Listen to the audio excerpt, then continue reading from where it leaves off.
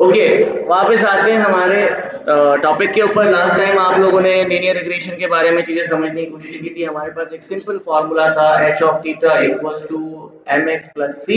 उसको हम अगर थीटा वाली लैंग्वेज में लिखें तो h of theta equals to theta 0 plus theta 1 of x। ये सिंपल हमारे पास एक you can say that formula था टू डिटेक्ट और to you can say predict any predicted point on the regression line. ठीक है, अब इस चीज को किस तरीके से प्रेडिक्ट किया जाता है या कैसे हम यहाँ पर अपनी रिग्रेशन लाइन को की पोजीशन को चेंज करते थे by changing the cost function. Simply cost function कब चेंज होगा? जब आपका एरर रेट कम ज्यादा आप करोगे तब आपका कॉस्ट फंक्शन भी ऑटोमेटिकली मूव कर रहा था। कॉस्ट फंक्शन का फॉर्मूला मैंने यहाँ पे लिखा था which was 1 upon 2m sum of all, this is the error rate and इसको हमने स्क्वायर कर दिया था। एरर रेट का मकसद क्या था आपका? Predicted point minus actual value whole square divided by 2m, जो आपका एक कॉस्ट फंक्शन का फॉर्मूला था। अगर मैं इस कॉस्ट फंक्शन के फॉर्मूला के अंदर फॉर एग्जांपल मैं यहाँ पर एक यू कैन से एग्जांपल क्रिएट करता हूँ। This is your example here. Now for example हमारे पास कोई डिफरेंट डेटा पॉइंट्स है, जैसे कि मैं यहाँ पर कुछ डेटा पॉइंट्स लिख देता हूँ 1,1, ठीक है, 2,2, ठीक है, एंड 3,3। अभी हमारे पास कुछ प्रिडिक्ट या यू कैन से डेटा पॉइंट्स हमारे पास अवेलेबल है। इसको अगर हम यहाँ पर विजुलाइज करने की कोशिश करेंगे फॉर एग्जांपल, तो ये आपका आ जाना चाहिए। For example this is your 1, this is your 2 and this is your for example 3। और इस तरीके से मैं यहाँ पर भी ले जाता हूँ, this is your 1, this is your 2 and this is your 3। अब इसके हिसाब से पहला पॉइंट क्या होना चाहिए? इस जगह पे होना चाहिए, ऐसा ही है। दूसरा पॉइंट आपका होना चाहिए इस पोजीशन पे होना चाहिए, और तीसरा पॉइंट आपका होना चाहिए। ये हो गए आपके एक्चुअल पॉइंट्स, जो आपके पास पॉइंट्स आपके डेटा सेट से आपके पास आ रहे थे। अब यहाँ पर मुझे अपनी प्रेडिक्टेड पॉइंट को भी बिल्ड करना था। प्रेडिक्शन का मेरे पास सिंपल फार्मूला था, वो हमारे पास क्या था? h of theta, sorry theta की जगह पे x लग गया, h of theta equals to theta 0 plus theta 1 of x। This is your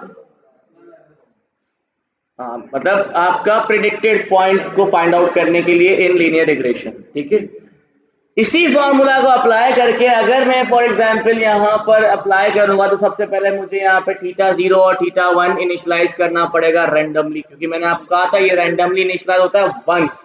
उसके बाद ये खुद ब खुद अपडेट किया जाता है by changing the cost function. Simple, आपका कॉस्ट फंक्शन चेंज होता रहेगा, आपका थीटा 0 थीटा 1 चेंज होगा, आपका ऑटोमेटिकली जो आपकी रिग्रेशन लाइन थी वो चेंज होती रहेगी। ठीक है, अब फॉर एग्जांपल मैं यहां पर थीटा 0 की वैल्यू रख रहा हूं 1। ठीक है, थीटा 0 की वैल्यू क्या है? 1 कर दिया हमने। और आपका जो थीटा 1 है, जैसा ठीक है, एक मिनट रुक जाओ, थीटा 0 की वैल्यू हम कर देते हैं 0 और थीटा 1 की वैल्यू हम कर देते हैं 1। सही है। अब इसके हिसाब से ये डॉक्यूमेंट, ये जितने भी आपके पास डेटा पॉइंट्स है, इसको प्लॉट करते जाओ यहाँ पर। तो यहाँ पर थीटा 0 क्या हो जाएगा? 0। जब 0 हो गया तो हम इसको हटा ही देते हैं, तो आखिर में हमारे पास क्या बचेगा? सिंपली थीटा 1 ऑफ x, यही बचेगा हमारे पास। अब इस फॉर्मूला के अंदर आप सारे डेटा पॉइंट्स पुट करते जाओ। पहला डेटा पॉइंट क्या है? x की वैल्यू क्या है? यहाँ पर 1 है, तो 1 मल्टीप्लाई बाय 1 इक्वल्स टू 1 आ गया। इस तरीके से दूसरा क्या है? 2 मल्टीप्लाई बाय 1 इक्वल्स टू 2 आ गया। इस तरीके से 3 मल्टीप्लाई बाय 1 इक्वल्स टू 3 आ गया आपके पास। ठीक है, आप मैंने 1 मल्टीप्लाई बाय 1 इधर कर दिया है, वो आपकी मर्जी, आप इसको ऐसे लिखो ऐसे लिखो, मल्टीप्लाई कर रहे हैं हम, प्लस माइनस तो कर नहीं रहे, तो कोई फर्क नहीं पड़ता इससे। ठीक है, अब आपके पास ये सारे आ गए h ऑफ थीटा, यानी आपकी प्रेडिक्टेड वैल्यूज या प्रेडिक्टेड पॉइंट्स आपके पास आ चुके हैं। ऐसा ही है। अब इसको अगर मैं यहाँ पर प्लॉट करता हूँ, मैं कलर थोड़ा सा चेंज कर देता हूँ, इसका ग्रीन कलर कर देता हूँ, तो ये तकरीबन ऐसे ही प्लॉट होगा। क्योंकि सारी की सारी वैल्यूज एग्जैक्ट आ गई। इसी तरीके से अगर मैं इसमें थोड़ा सा वैल्यू चेंज कर देता हूँ, मैंने कहा कि थीटा 0 तो 0 ही रखते हैं हम, लेकिन अब की बार थीटा 1 की वैल्यू हम कर देते हैं 0.5। Theta 1 equals to 0.5 for example. ठीक है, अब चलो इसको थीटा 1 इक्वल्स टू 0.5 की तरफ बाद में जाते हैं। पहले एक काम करते हैं कि ये जो आपकी लाइन है ये अपडेट कैसे होगी। अभी तो आपको नजर आ रहा है कि ये बिल्कुल आपकी ऑप्टिमाइज्ड लाइन है, इससे अच्छी लाइन हो नहीं सकती regression line. But again it could be change, हो सकता है आपने यहाँ पर जो वैल्यू रखी है 1 थीटा 1 की, अब x की वैल्यू 1 2 3 आ रही है, तो आपके पास एग्जैक्टली वैल्यूज आ रही हैं। हो सकता है वैल्यूज चेंज हो जाए तो रिग्रेशन लाइन ये आपकी सेट नहीं होगी, तो आपको इस रिग्रेशन लाइन को मूव करके चेक करना पड़ेगा कि कहां पर एरर रेट कम आता है, डिफरेंस कम आता है, जिसको हमने बेस्ट फिट लाइन का नाम दिया था। अब इसको मूव करने के लिए पहले निकालना पड़ेगा कॉस्ट फंक्शन। ठीक है, अब मैं एक और प्लॉट यहां पर साइड में कर देता हूं जिसमें हम हमारा कॉस्ट फंक्शन को प्लॉट करेंगे। ठीक है, अब फॉर एग्जांपल इसको हम कर देते हैं आपका x कह सकते हो आप इसको, या थीटा 1 की वैल्यू भी कह सकते हो, या फिर आप इसको x की वैल्यू भी प्रोवाइड कर सकते हो। जैसे कि मैंने इसको दे दिया यहाँ पर x दे दो, और यहाँ पर आप दे दो j of h theta 1। j of h theta 1 का मतलब क्या था आपका कॉस्ट फंक्शन। मैं ये कॉस्ट फंक्शन का फॉर्मूला नीचे लिख देता हूं ताकि हम साथ साथ इसके अंदर पुट करते जाएं। वो हमारे पास क्या था, 1/2m sum of all where i equals to 1 to m, और यहां पर आपका आ जाएगा h ऑफ थीटा 1 माइनस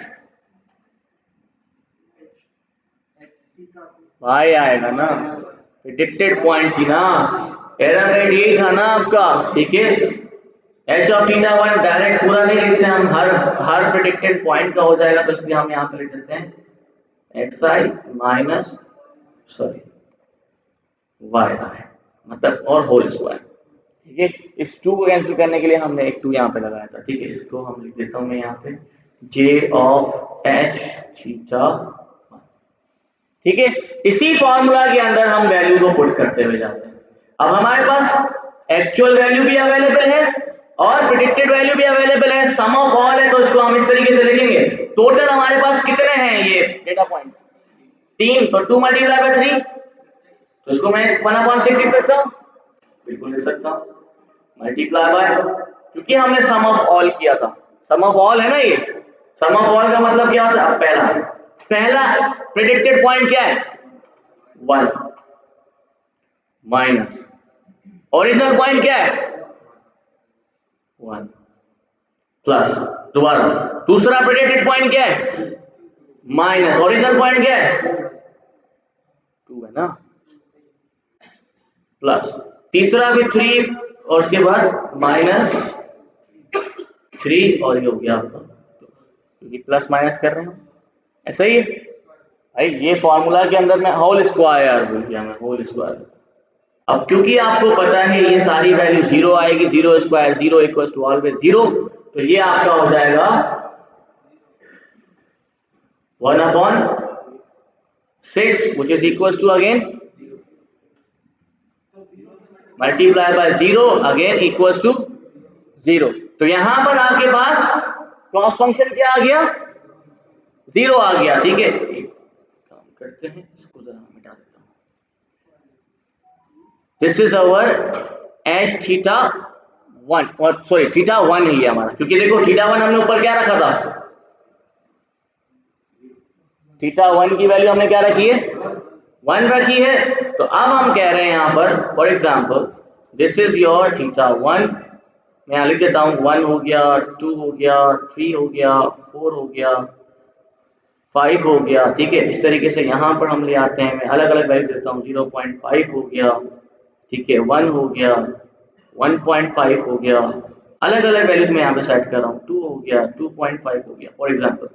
ठीक है, अब थीटा 1 का है ये रहा, इसका कॉस्ट फंक्शन क्या आ रहा है, तो ये कहां पर आना चाहिए, बिल्कुल इस पोजीशन पे आएगा ना। रेड कलर अप्लाई करता हूं, ऐसा ही है। अब हम थोड़ा सा वैल्यू चेंज करते हैं। हमने कहा थीटा 1 की वैल्यू अब हमने 1 नहीं रखनी, अब की बार थीटा 1 की वैल्यू हम रखेंगे 0.5, ठीक है। तो 0.5 के हिसाब से मैं इसी को कॉपी कर लेता हूं,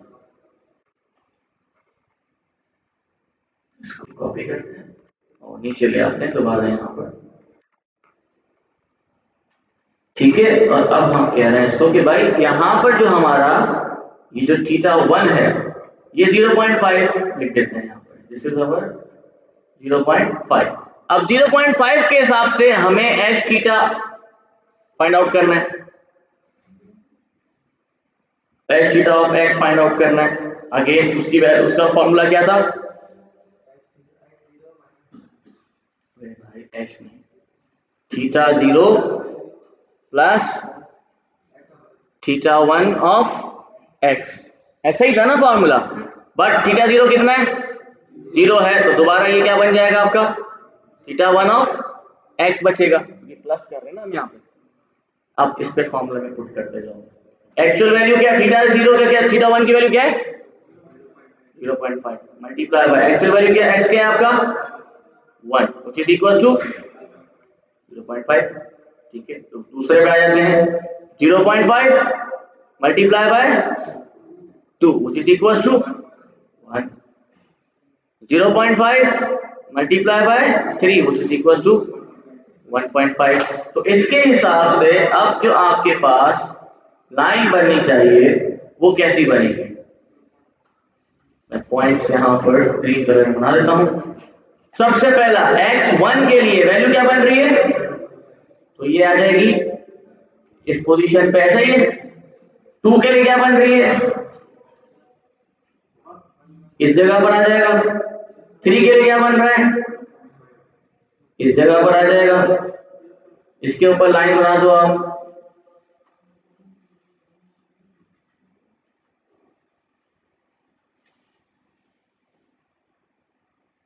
ठीक है। फॉर एग्जाम्पल ये इस तरीके से आपके पास दूसरी रिग्रेशन लाइन बन गई, जहां पर हमने ए और थीटा 1 की वैल्यू जैसे ही हमने 0.5 की, तो आप देख सकते हो आपकी रिग्रेशन लाइन चेंज हो गई। अब इसको भी, इसका भी कॉस्ट फंक्शन निकालते हैं। देखो वो जो आपके पास था वो तो ऑप्टिमाइज था, 1 1 1 सब कुछ एग्जैक्टली सेम आ रहा था, तो आपको कुछ भी रिड्यूस या चेंज करने की जरूरत नहीं है। पर यहां पर आप देख सकते हो डिफरेंस कितना है इसमें और इसमें, यहां पर आप देख सकते हो डिफरेंस कितना है। अब डिफरेंस ज्यादा है ना, तो हमें इस रिग्रेशन लाइन को चेंज करना चाहिए कि जैसे ही हमारा डिस्टेंस कम हो जाए तो वो हमारी बेस्ट फिट लाइन कहलाएगी। तो डिस्टेंस कम या ज्यादा करने के लिए हमें निकालना पड़ेगा कॉस्ट फंक्शन। यही सेम वैल्यू अब आप कॉस्ट फंक्शन में दोबारा अप्लाई करो। अब कॉस्ट फंक्शन मैंने ऊपर लिखा है, मैं वही सेम कॉस्ट फंक्शन दोबारा लिखने की जरूरत नहीं है। टोटल हमारे पास कितने हैं 3, तो 2m 2 multiply by 3 equals to 6 हो जाएगा आपका। मैं दोबारा यहाँ पे लिख रहा हूँ अब सबसे पहले वैल्यू, ठीक है, सम ऑफ ऑल के अंदर फर्स्ट प्रेडिक्टेड वैल्यू क्या है आपकी 0.5 माइनस एक्चुअल वैल्यू क्या है 1 प्लस, दोबारा दूसरी क्या है माइनस एक्चुअल वैल्यू क्या है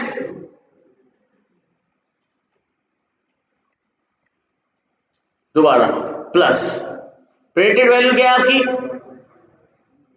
माइनस एक्चुअल वैल्यू क्या है आपकी 3 एंड होल स्क्वायर। अब इसकी आप कैलकुलेशन करोगे तो ये हो जाएगा आपका 0.5 माइनस का, ये हो जाएगा आपका 1, तो ये हो गया 1.5 माइनस का, ये हो जाएगा माइनस का 1.5, तो ये हो गया आपका माइनस का 3।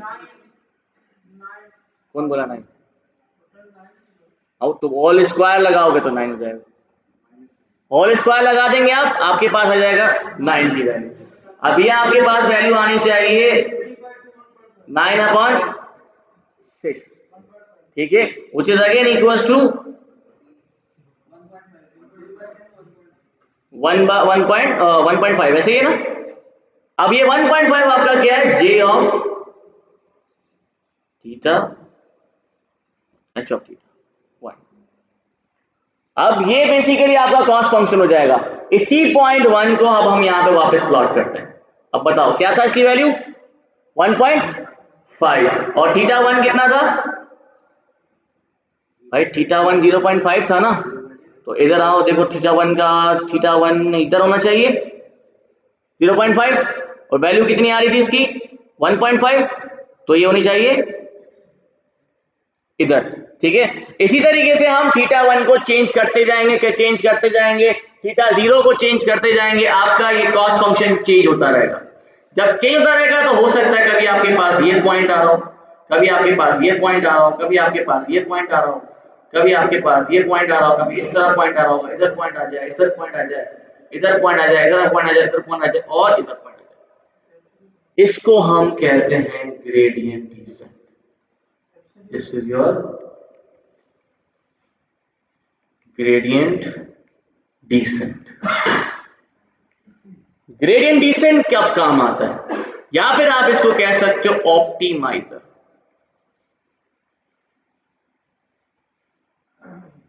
अब ऑप्टिमाइजर करता क्या है, ये आप देख सकते हो आपके पास डिफरेंट वैल्यूज इस तरह यू शेप बन रहा है, ठीक है। इसको मैं जरा थोड़ा सा नीचे अलग से अच्छे से डिजाइन कर देता हूं ताकि आप लोगों को समझ में आ जाए।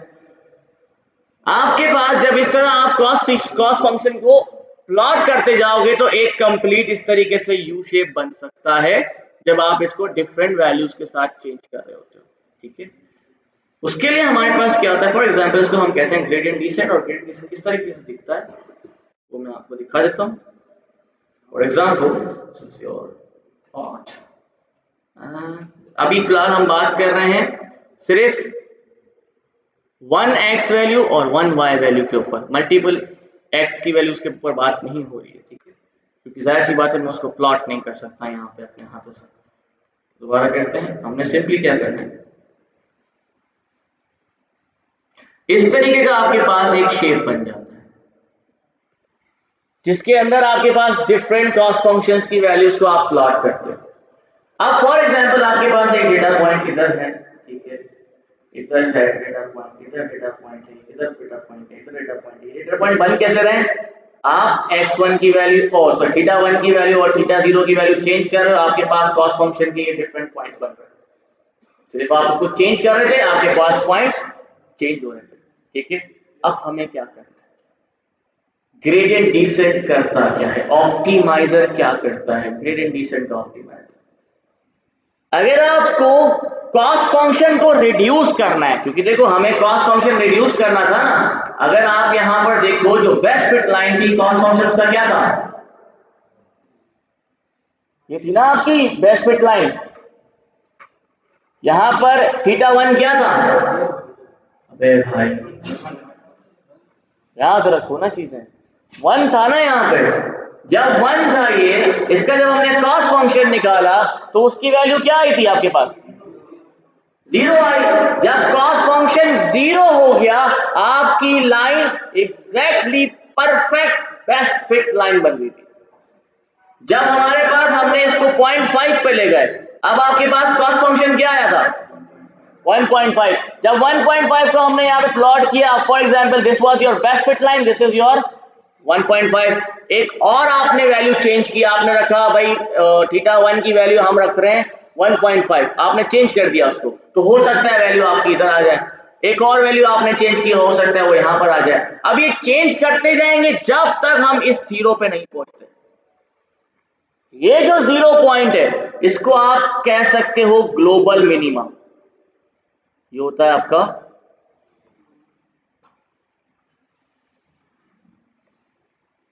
हमारा जो एक्चुअल एम होता है वो होता है to reach the global minima when we are working with linear regression. क्या नहीं मतलब रिग्रेशन के ऊपर जब हम काम कर रहे होते हैं तो हमारा सबसे पहला एम होता है to reach global minima which is 0। But क्या it is possible to reach 0? No. क्योंकि इस तरह के डेटा पॉइंट सिर्फ मैं यहाँ लिखने के लिए बता सकता हूँ, लेकिन एक्चुअल में ऐसे डेटा पॉइंट्स आपको कहीं पे मिलेंगे नहीं कि एग्जैक्टली जो एक्स है वही उसका उपाय है, ये कभी भी नहीं हो सकता। तो ग्लोबल मिनिमा कभी भी 0 नहीं हो सकता, लेकिन जितना हम 0 से करीब होंगे उतनी बेस्ट फिट लाइन आपको अच्छा रिजल्ट देगी होगी।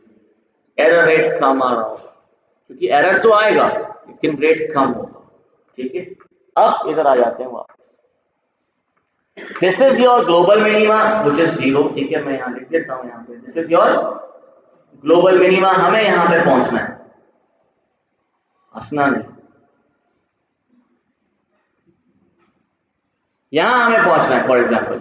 अब इधर पहुंचने के लिए हमें फॉर एग्जाम्पल आपने इनिशियलाइज किया कोई भी एक θ0 की वैल्यू और θ1 की वैल्यू, कुछ भी रैंडमली इनिशियलाइज किया। जब आपने रैंडमली इनिशियलाइज किया फॉर एग्जाम्पल आपके पास जो कॉस्ट फंक्शन बना वो इस पोजीशन पे बन गया, ठीक है, इस पोजीशन पे बन गया। अब मुझे ग्लोबल मिनिमा पे जाना है तो मुझे क्या करना चाहिए,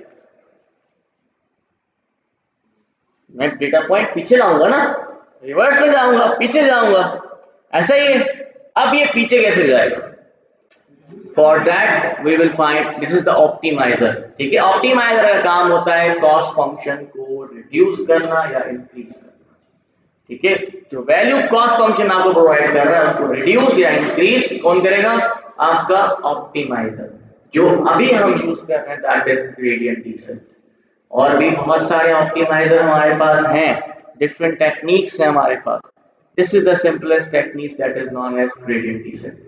अब इसमें हमने करना क्या होता है, हमें फाइंड करना होता है स्लोप। अब हमारे पास दो तरीके के स्लोप, या तो पॉजिटिव स्लोप और एक होता है नेगेटिव स्लोप।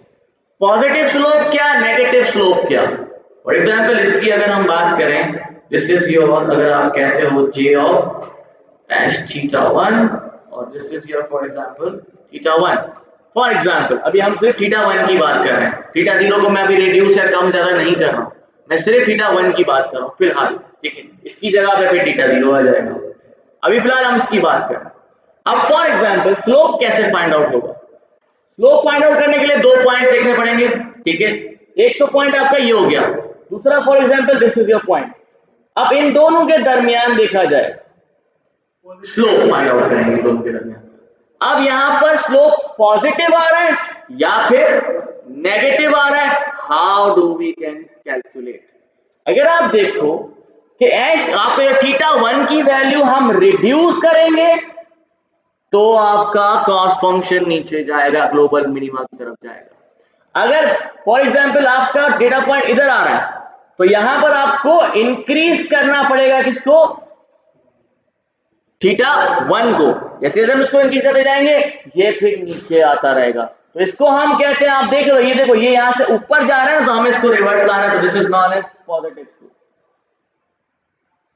ये हो गया आपका पॉजिटिव स्लोप और ये हो गया आपका नेगेटिव स्लोप, ठीक है। काम दोनों पे सेम ही होगा, कोई इतना फर्क नहीं है।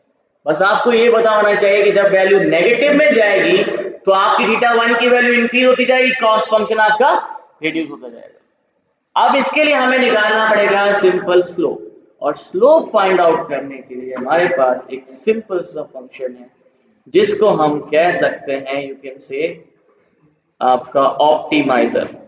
अब ऑप्टिमाइजर का फंक्शन क्या है हमारे पास, या फॉर्मूला क्या है, ग्रेडियंट डिसेंट का स्लोप फाइंड आउट करने के लिए हम सिंपली क्या करेंगे, इसी जो ऊपर कॉस्ट फंक्शन था उसका निकालेंगे डेरिवेटिव। एक फॉर्मूला मैं यहाँ पे लिख देता हूँ जिसको हम कहते हैं θj। θj बेसिकली आपका, यू कैन से दैट, ये जो वैल्यू हम चेंज कर रहे हैं ना, तो वो आपकी नेक्स्ट वैल्यू बन जाती है आपके कॉस्ट फंक्शन की या थीटा वैल्यू, ठीक है। अब इसका फॉर्मूला क्या है, सिंपली हम यहाँ पे प्रोवाइड करते हैं, that is basically θ1 minus, this is what is this, ये क्या है, इस सिंबल को क्या कहते हैं हम, इंफिनिटी वाले नहीं है, अल्फा, अल्फा वाला ले लो यार तुम, इस तरीके से होती है, पहले मैंने सही बनाया था यार, अल्फा की वैल्यू है ये, ठीक है। अल्फा क्या होता है, this is known as learning rate.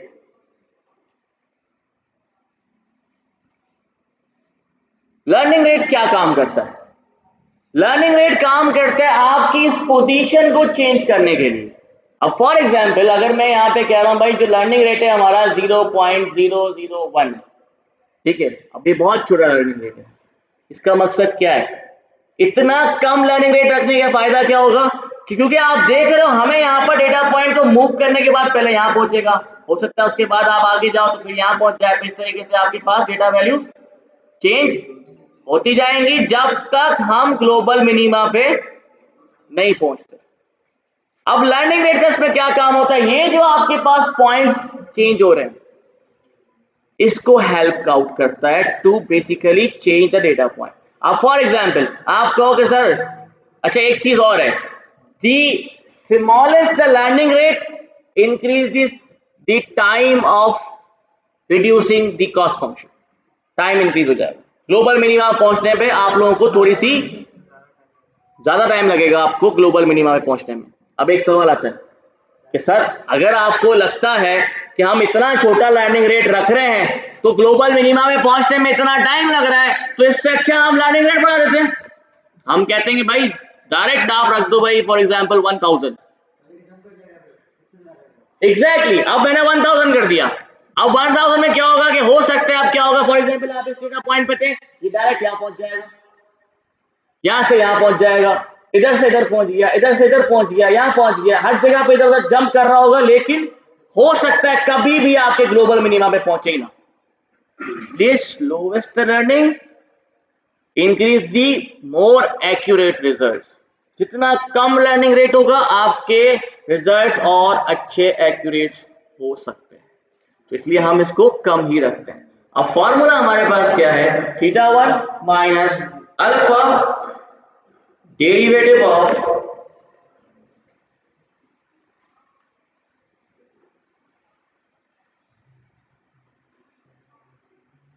j of θ1।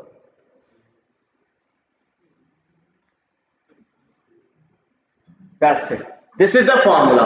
In this formula, here you can see the derivative of cost function, which is basically known as the slope function. This is the slope here. इसको आप slope भी कहते हो। अब यहां पर आप एक चीज देख सकते हो, मैंने θ1 में से माइनस किया इसको। अब अगर फॉर एग्जांपल आपके पास यहां पर वैल्यू कोई पॉजिटिव आ जाती है, कॉस्ट फंक्शन भाई नेगेटिव भी हो सकता है पॉजिटिव भी हो सकता है, दोनों हो सकता है, नेगेटिव भी हो सकता है पॉजिटिव भी हो सकता है, ठीक है। अब फॉर एग्जांपल हमारे पास यहाँ पर, क्योंकि यहाँ पर आप देख सकते हो अगर इधर आएगा तो नेगेटिव वैल्यू है, इधर आएगा तो पॉजिटिव वैल्यू, तो ये कैसे परफॉर्म किया जाएगा। फॉर एग्जांपल अगर हम यहाँ पर बात करते हैं theta j which is equal to for example θ1 minus alpha positive value, for example positive slope, अगर पॉजिटिव स्लोप है तो क्या होगा, और अगर आपके पास θ1 माइनस नेगेटिव स्लोप है तो क्या होगा।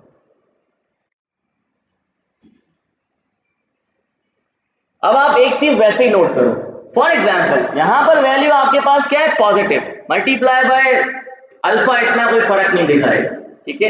एक वैल्यू आपके पास आएगी पॉजिटिव वैल्यू, जैसे ही बाहर आए यहां पर आपके पास साइन नजर आ रही है व्हिच इज नेगेटिव। अब फॉर एग्जांपल θ1 आपके पास फॉर एग्जांपल आ रहा है 2, ठीक है, और जो आपका कॉस्ट फंक्शन आ रहा है वो आ रहा है पॉजिटिव का 5, या चलो 5 भी छोड़ दो, पॉजिटिव का 1.5, ठीक है फॉर एग्जांपल। अब आप इसमें पुट करो तो होगा क्या, 2 माइनस 1.5 बन जाएगा। जब 2 माइनस 1.5 बन गया, अब नेक्स्ट वैल्यू क्या बन गई 0.5, तो ऑटोमेटिकली आप देख सकते हो आपकी ये θ1 की वैल्यू रिड्यूस हो रही है, पीछे जा रहा है। 2 था ना यहाँ पे फॉर एग्जांपल, दैट 2 था, नेक्स्ट वैल्यू पीछे आ गया, नेक्स्ट वैल्यू और पीछे आ गया, नेक्स्ट वैल्यू और पीछे आ गया, नेक्स्ट वैल्यू और पीछे आ गया, क्योंकि पॉजिटिव वैल्यू आ रही है। अब अगर फॉर एग्जांपल नेगेटिव आता है तो क्या होगा।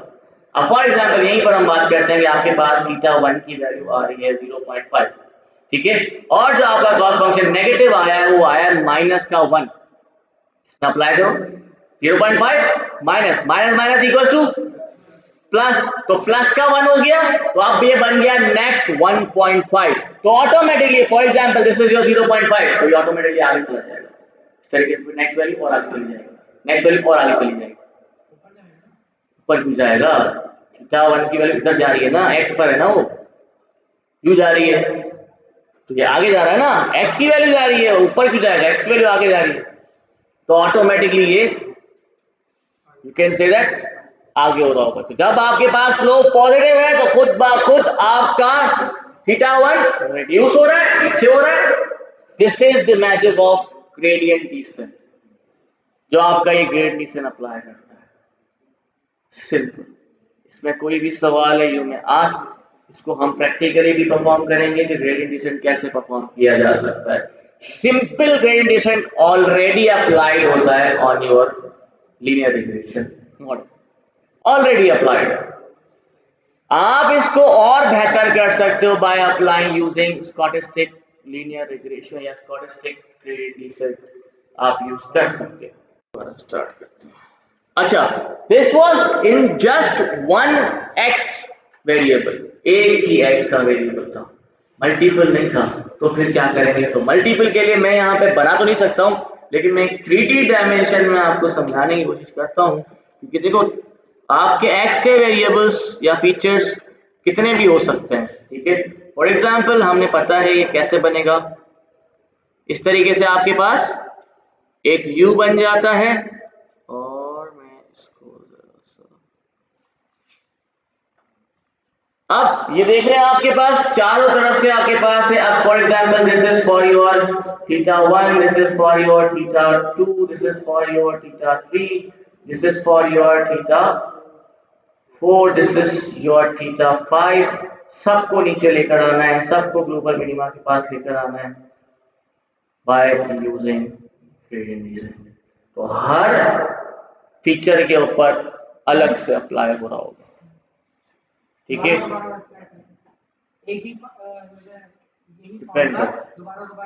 खुद ब खुद करना, हर फीचर का अप्लाई करना पड़ेगा। क्योंकि जब आप रिग्रेशन निकालते भी हो ना, अगर for example single X value single Y के दरमियान रिलेशन सिंपल है, मल्टीपल एक्सेस पर वाई अभी भी सिंगल है, तो इन सब का देखना है ना कि हमें रिलेशन क्या बनता है, तो उसके हिसाब से हम प्रेडिक्ट करते हैं।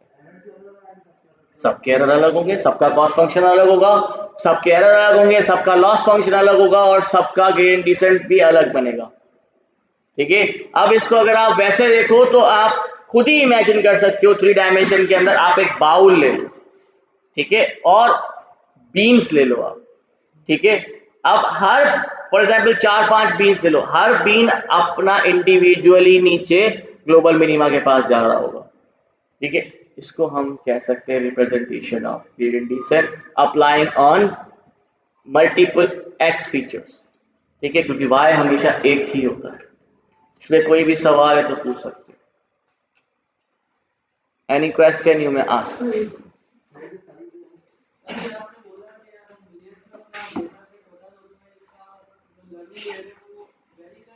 बिल्कुल कर सकते हो, बिल्कुल नहीं। देखो वैल्यू, डेटा वैल्यू की बात की, डेटा पॉइंट्स की बात नहीं की।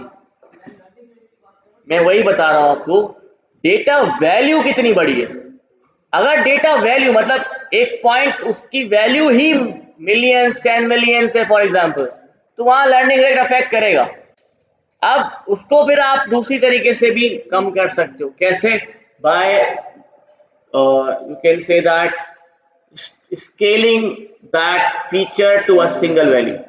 सिंगल पॉइंट पे उसको स्केल करना पड़ेगा आपको, जिसको आप स्टैंडर्ड स्केलर के नाम से भी जानते हो। मिन मैक्स स्केलर है हमारे पास, स्टैंडर्ड स्केलर है, बहुत सारे स्केलिंग मॉडल्स हैं, फीचर्स हैं, टेक्निक्स है, जिसपे आप सारे वेरिएबल्स को एक पॉइंट पर लेकर आ जाओ, उसके बाद आपका लर्निंग रेट सब पे सेम चलेगा, ठीक है। अगर सब अलग अलग होंगे तो सबके लर्निंग रेट चेंज होना होगा। ये हो सकता है वहां पर लर्निंग, पर इसलिए हम कोशिश करते हैं इतना छोटा रखें कि सब पे काम चल जाए। ऐसा ना हो कि कहीं पर वो अच्छा परफॉर्म कर रहा है और कहीं पे अच्छा परफॉर्म ही नहीं कर रहा, कहीं पे बहुत ज्यादा टाइम लग रहा है। जब बिल्कुल कम होगा ना तो उसकी परफॉर्मेंस को अच्छी होनी है, इसकी गारंटी है, पर टाइम थोड़ा सा ज्यादा है। और कभी कभार ऐसा भी होता है कि हम कहीं पर अटक जाते हैं। अब वो अटकते कैसे हैं वो आपको नेक्स्ट जाता हूँ उसके बाद, ठीक है। जब आप आते हो सिग्माइड के ऊपर तो आपको समझ में आ जाएगा।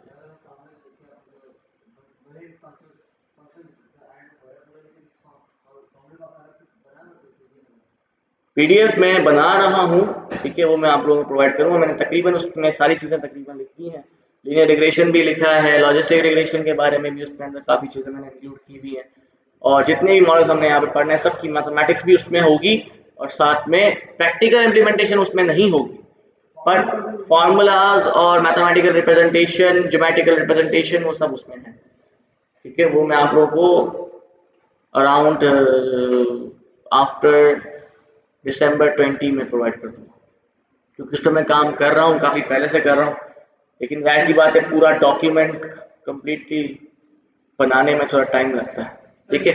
ये 3 फार्मूलाज आप याद रखें। Number 1 formula was how to predict, number 2 is the cost function, number 3 is the gradient descent to reduce the cost function, जिसका ज़्यादा काम बताऊँ, वरना पीछे तो और भी बहुत मैथमेटिक्स है, ठीक है।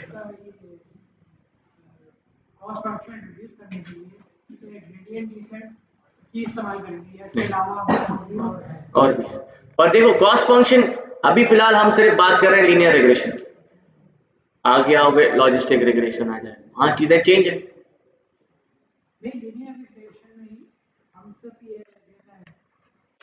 नहीं, हमारे पास और भी बहुत सारे ऑप्टिमाइजर्स हैं, बिल्कुल हैं। लीनियर रिग्रेशन, ये ग्रेडियंट डिसेंट, और simple gradient descent already applied है। स्टोकेस्टिक ग्रेडियंट डिसेंट आप अप्लाई कर सकते हो यूजिंग एसजीडी रिग्रेसर। आप एसजीडी रिग्रेसर यूज करो, वो स्टोकेस्टिक ग्रेडियंट डिसेंट अप्लाई करेगा उसके ऊपर, ठीक है। वो मूवमेंट देखता है, उसके बाद चेंज करता है कि कितनी मूवमेंट आ रही है, तो वो लर्निंग रेट को भी ऑटो अपडेट करने की कोशिश कर रहा होता है, तो उस पर ये फायदा होता है। यहाँ पर आपको खुद से करना पड़ता है। Stochastic movement at optimizer, Adam जिसको आप कहते हो, वो आपका मूवमेंट को बेसिकली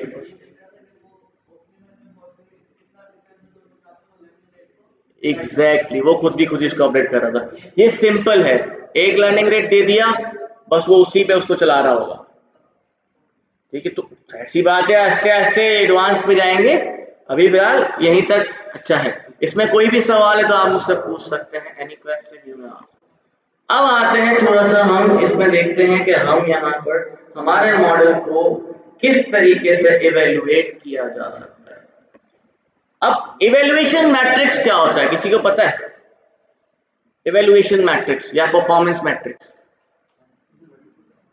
कंफ्यूजन मैट्रिक्स नहीं चाहिए, ओके। मैंने आपको एक चीज बताई थी, सिर्फ मॉडल बनाना इनफ नहीं होता, उस मॉडल का अच्छा परफॉर्म करना भी जरूरी होता है। मॉडल तो आप बना दोगे, इट इज सिंपल, 5 लाइनों का कोड है, मॉडल बना दोगे, मॉडल का अच्छा परफॉर्मेंस देना भी जरूरी है। अब मॉडल अच्छा परफॉर्मेंस कब देगा और कैसे पता चलेगा कि मॉडल अच्छा परफॉर्म कर भी रहा है कि नहीं कर रहा? We will basically see, test की तो है आपकी बात, very good. We will basically see the performance metrics on our model. अब परफॉर्मेंस मैट्रिक्स में हमारे पास 2 टाइप के परफॉर्मेंस मैट्रिक्स, 3 टाइप के भी आते हैं, मल्टीपल हमारे पास परफॉर्मेंस मैट्रिक्स हैं। एक जो रिग्रेशन के ऊपर ज्यादातर काम कर रहे होते हैं, क्योंकि ये रिग्रेशन है, इसके ऊपर कंफ्यूजन मैट्रिक्स मैंने आपको लास्ट टाइम समझाया था, true positive false negative false true negative false positive, ये क्या था? कंफ्यूजन मैट्रिक्स था। वो इधर अप्लाई हो ही नहीं सकता, क्योंकि यहाँ पर ट्रू वैल्यू जैसी कोई चीज है ही नहीं, इधर value itself is a value, दूसरी जो प्रेडिक्टेड आ रही है वो भी एक कंटिन्यूअस वैल्यू है, दोनों का डिफरेंस माइनस करके से पता चलेगा, ट्रू पॉजिटिव से तो पता ही नहीं चलेगा।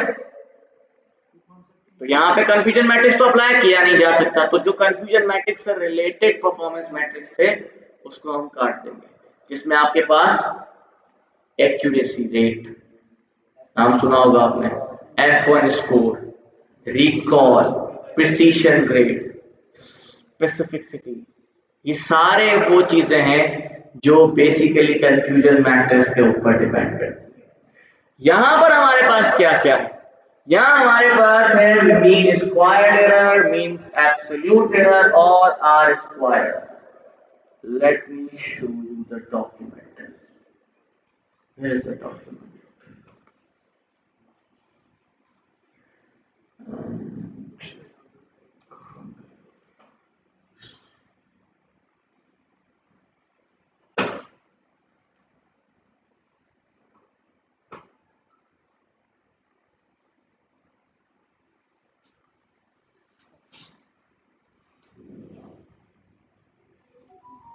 evaluation matrix, or you can say that the performance matrix for regression only. ठीक है, हम regression की बात कर रहे हैं. अब सबसे पहले एक चीज यहाँ पे याद रखें, the performance matrix of a regression model can be understood by knowing the error rate of the predictions made by the model. You can also measure the performance by knowing how well your regression line fit the data set. 2. A good regression model is one where the difference between the actual and observed values are predicted value for the selected model is small and unbiased of thing, validation and test data set. अब हमारे पास regression के लिए कौन कौन से performance metrics या फिर evaluation metrics available हैं? That is mean absolute error, root mean square error, coefficient of R2 और एडजस्टेड R2. सबसे पहले हम बात करते हैं मीन एब्सोल्यूट एरर और मीन स्क्वायर एरर. ये दो चीजें हमने लास्ट में आज परफॉर्म करनी है, जिसमें हमने इसको प्रैक्टिकली भी देखना है कि प्रोग्रामिंग में आप ये कैसे निकाल सकते हो. क्योंकि मैंने लास्ट टाइम आप लोगों को लीनियर रिग्रेशन का मॉडल परफॉर्म करके दिखाया था, टोटल 4 लाइन नोवा कोड था, उसमें कुछ इतना खास था नहीं. इंपोर्ट किया, डेटा स्प्लिट किया, डेटा प्रोवाइड किया, ट्रेन किया, प्रेडिक्ट कर दिया. टोटल 4 से 5 स्टेप्स दैट. अब इसकी इवैल्यूएशन भी तो चेक करनी है. हम मैनुअली देख रहे थे भाई कितना एरर है, भाई उसमें एक्चुअल वैल्यू 10 है, वो दे रहा है 12, तो दोनों के दरमियान 2 का एरर है फॉर एग्जांपल.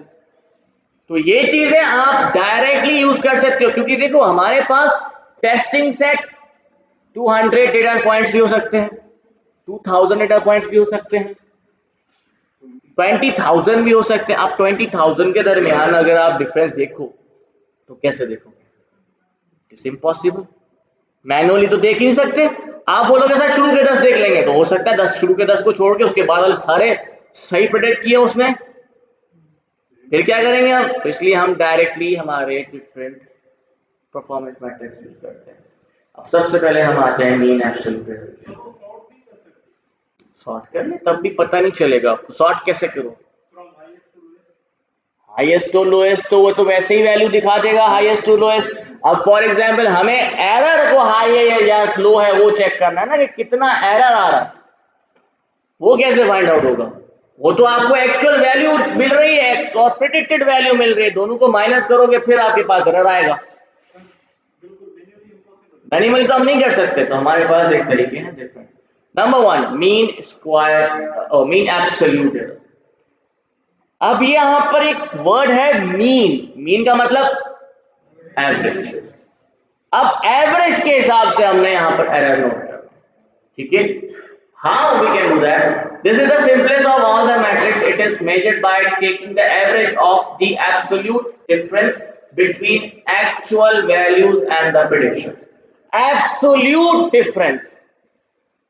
Absolute difference का मतलब क्या? अगर वैल्यू डिफरेंस नेगेटिव भी आ रहा है तो उसको as a positive you can say read करना. ठीक है. अब फॉर एग्जांपल एक्चुअल वैल्यू है 15, प्रेडिक्टेड वैल्यू आ गई 10, तो पॉजिटिव है डिफरेंस या नेगेटिव डिफरेंस? नेगेटिव होगा. सॉरी, चलो वो तो मेरे फॉर्मूला के साथ, आप वैसे भी कर लो, कोई मसला नहीं. ठीक है, आप उल्टा कर लो, चलो ठीक है.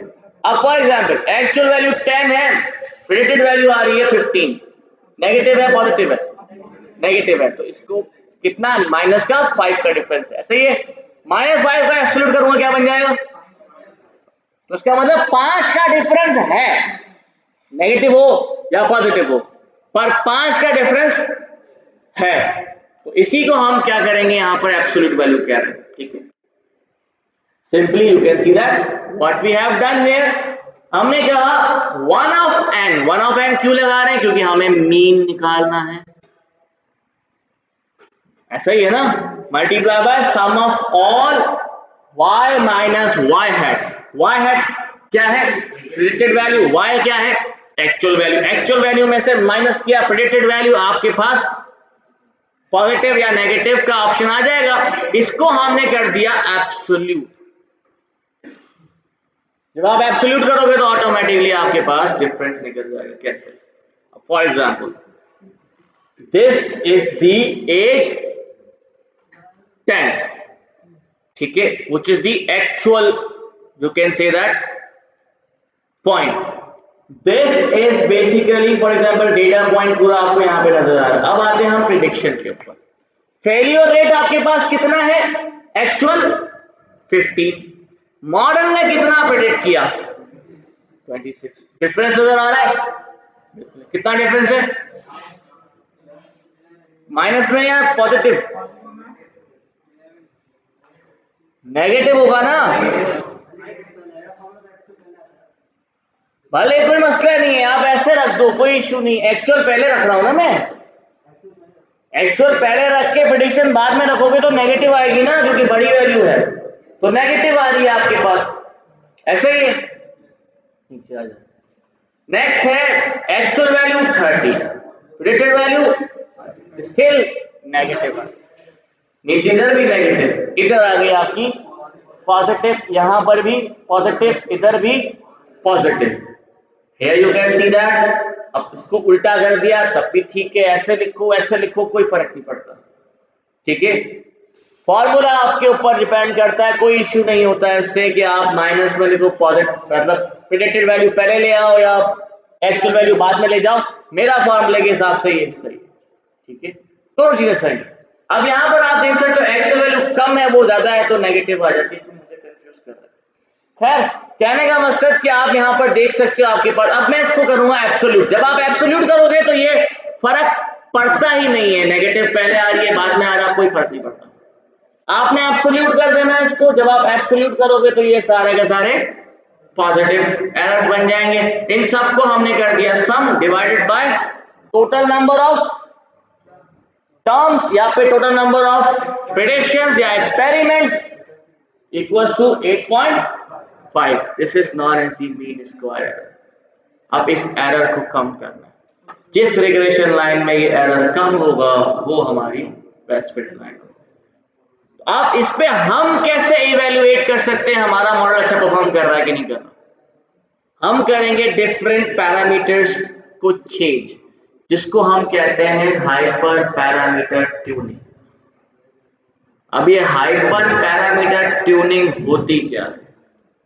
फॉर एग्जाम्पल लास्ट टाइम हमने एक मॉडल परफॉर्म किया था जिसका नाम था लीनियर रिग्रेशन।